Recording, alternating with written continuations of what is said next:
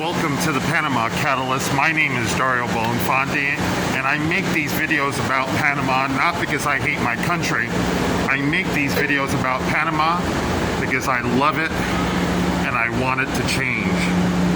Today we're going to take a little quick run down through La Asamblea Nacional, located at Plaza Cinco de Mayo. We're taking the metro and we're going to take a walk through and see what is taking place.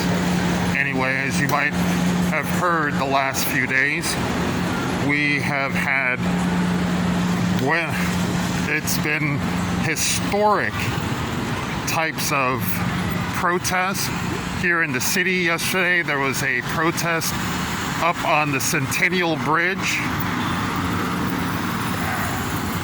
There was also another protest at Balboa. There was a protest at the university. There was a protest at the Iglesia del Carmen. And I know I'm forgetting one. Oh, of course, right here at Plaza Cinco de Mayo in front of La Asamblea Nacional. So, as you can see, we're in downtown Panama City, approaching Plaza Cinco de Mayo. And for the purposes of the YouTube algorithm, if you enjoy this content, please go ahead, show the channel some love, smash that like, and consider subscribing or perhaps even sharing with a friend or two. Panama has been, is, and has been in the midst of a crisis of corruption. This is what I'm going to go ahead and call it. You know, on the surface, whenever you do any research about Panama, all you hear about are the wonderful, endless opportunities and the steady growth of the GDP and how well the economy is and how vibrant it is. Panama is ranked number 4 in all of Central America, thanks mostly in part to the Panama Canal and the Colón Free Zone. But the reality of Panama is much different than what the government tries to paint you, okay? And you know, right here we can see a very, very good example of our government at work.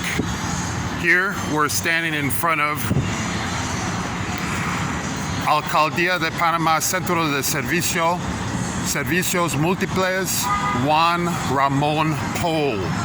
And I'm not exactly sure what the story is with this building. Apparently it was owned by the government or by the city and stuff, and now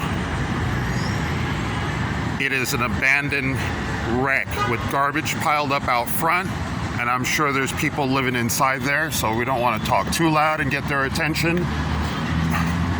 The things that I'm about to show you on this channel are what the government do not want you to see, and you have to understand that if you speak against the government, all right, you have to be extremely careful. You have to be extremely careful because they don't like dissenters. And even though we do have freedom of expression, that is one of Panama's biggest problems, is that it's not only a constitutional right to be able to express yourself, it's also a human right. And Panama tries to paint itself in the face of the world as a country that respects human rights and will definitely welcome you and keep you very, very safe. But the reality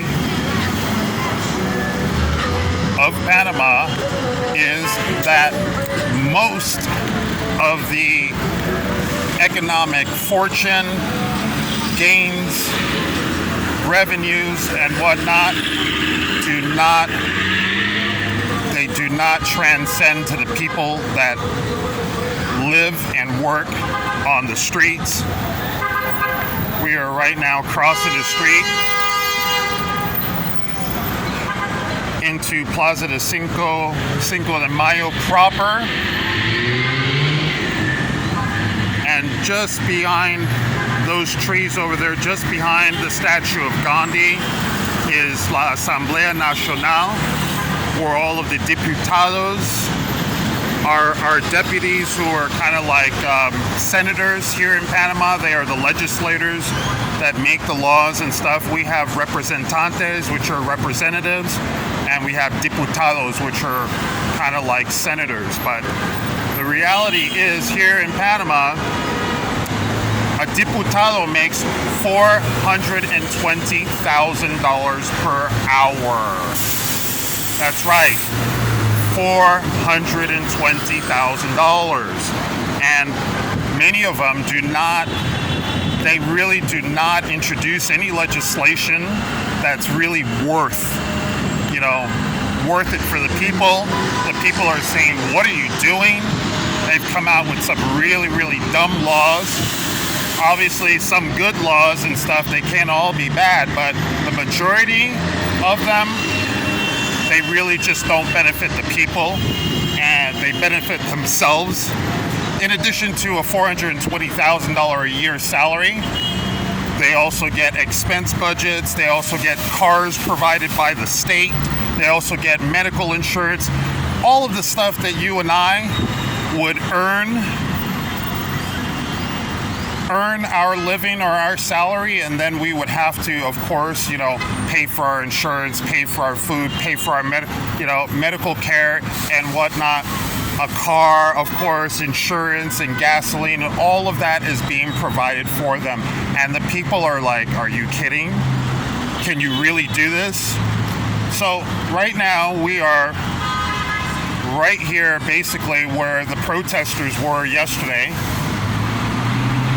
a couple days ago and stuff. And as you can see, most things are pretty normal. One person told me this morning, yeah, everybody's taking a break.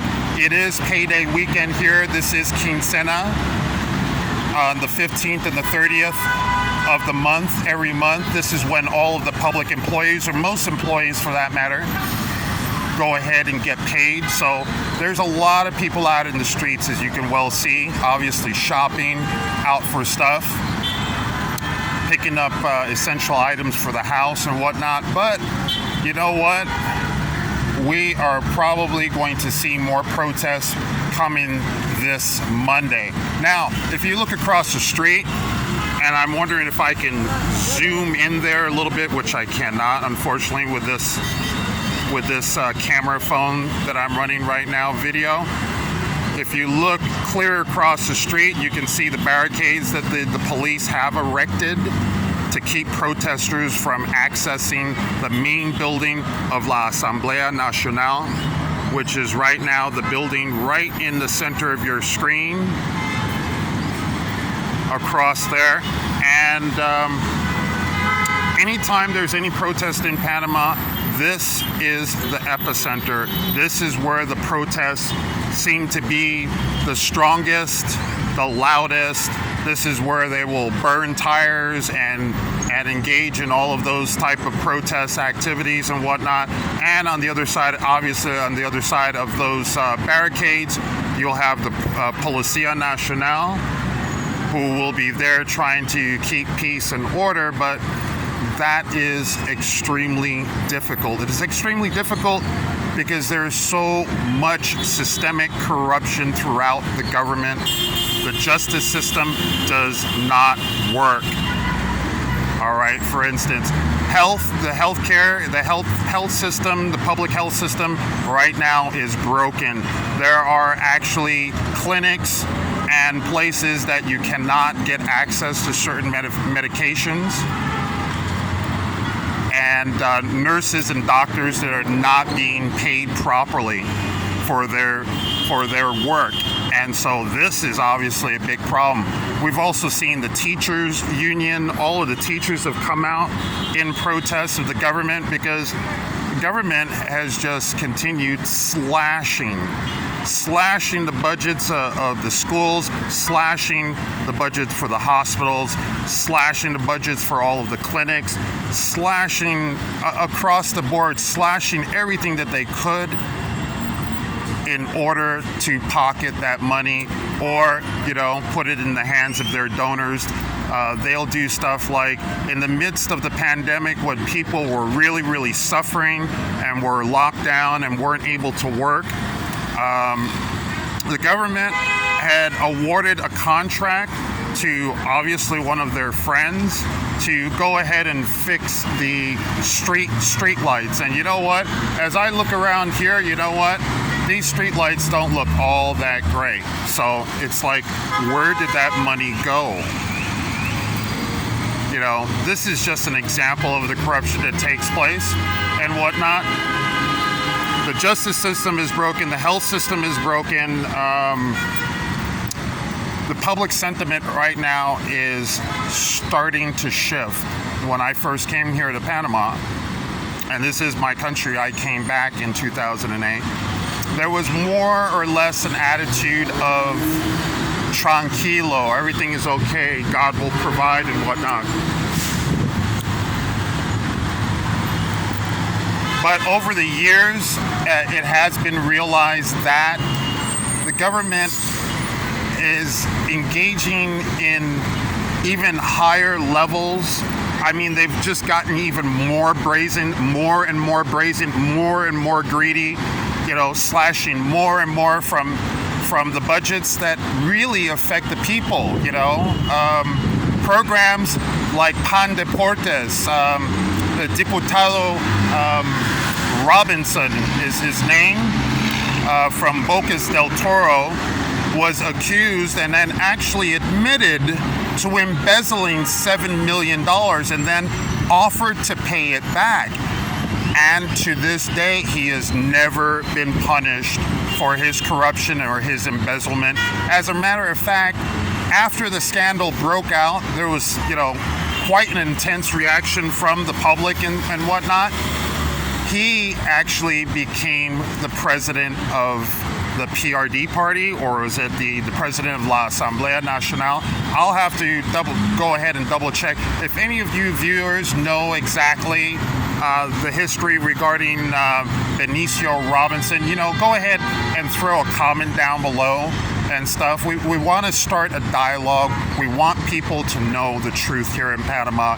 It's not just a tropical paradise and everything is wonderful and Americans and other foreigners, Canadians and Germans and Europeans come here and everything is just hunky-dory. No, there is a serious income inequality gap between the haves and the have-nots, and the have-nots make up approximately 80% of the country, and we do not see the benefit of the canal. We do not, the revenues that are generated by the Panama Canal do not trickle down to the average person. In the next video, I am going to be taking a silent walk through the wild side here in Caledonia, which is right down that street down there. Those are the rough and tumble lands over there where even I have to be extremely careful walking through some of these neighborhoods because people are so poor. There's no jobs, there's no opportunities. They're sitting there and literally they're sitting there and making money by selling drugs. The police are there, they don't really care, There's drugs, there's marijuana, there's powder cocaine, there's crack cocaine. The police is standing on the corner and the crackheads and the druggies are walking right by the police, right inside the house. The police know exactly what's going on, and obviously they do nothing because actually they're being paid by the drug dealers, or they shake them down. They get a little bit of a cut from the revenues on the drug sales and so forth. So therefore, they're there in a peacekeeping capacity. I guess that's good. Anyway, again, if you like this channel, I'm going to try and produce as much content while I'm here in Panama. Please go ahead and like the channel. This really helps us. It shows YouTube and the algorithm that people are enjoying this, and it will show my video to more people that visit YouTube, and hopefully with enough time, with enough good content, research about the truth here in Panama, we can change. We can change our country, and hopefully, if enough people around the world wake up and start realizing what is going on, and it's not just going on in your neighborhood, it's not just going on in my country, it's going on all over, then perhaps the governments are going to have to make concessions and they're going to have to do something. Here in Panama, we certainly need deep reforms. We need reforms. We need a new constitution. We need transparency. We need to be able to hold the people that are responsible for the corruption accountable for their actions. And right now, they are breaking the law and engaged in corruption with absolute impunity. If you go ahead and you try and denounce one of these deputies or corrupt governors or mayors and whatnot, the government will take your complaint. There is a process for denouncing corruption and stuff, but unfortunately, nothing is ever done. And if you're seriously not lucky, there will be retribution, there will be payback, there will be consequences for trying to blow the whistle and trying to make a change. So